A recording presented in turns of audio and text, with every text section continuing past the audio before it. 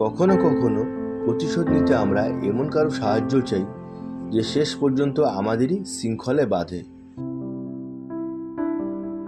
এই গল্পটি এমন এক গর্বিত ঘোড়া, এক ধূর্ত শিকারী আর এক ভয়ঙ্কর সিদ্ধান্তের কাহিনী। এক নীরব বনে একদিন ঝগড়া লেগে গেল হরিণ আর ঘোড়ার মধ্যে। রাগে ও অপমানে ঘোড়া প্রতিশোধ নিতে চাইল, আর প্রতিশোধ নিতে গিয়ে সে এমন এক সাহায্য চাইল যা শেষ পর্যন্ত তার স্বাধীনতাই কেড়ে নিল।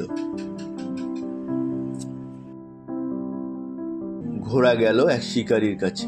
সে বলল, আমাকে সাহায্য করো, আমি হরিণকে হারাতে চাই।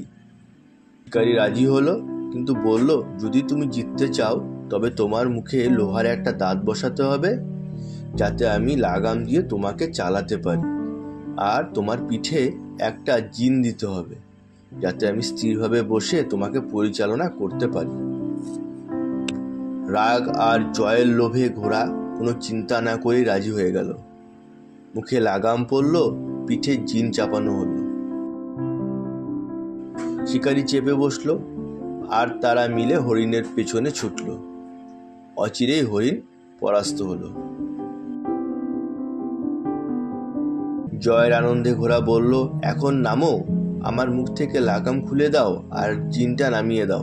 শিকারী হেসে বলল, এত তাড়াতাড়ি নয় বন্ধু, এখন তুমি আমার নিয়ন্ত্রণে, আর আমি চাই তোমাকে এভাবেই রাখতে।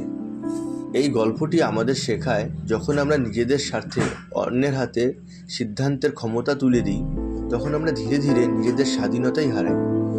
অল্প সময়ের লাভের জন্য আমরা প্রায় দীর্ঘমেয়াদী ক্ষতির পথে হাঁটি। ঘোড়া সাময়িক জয় পেলেও তার স্বাধীনতা হারালো চিরতরে।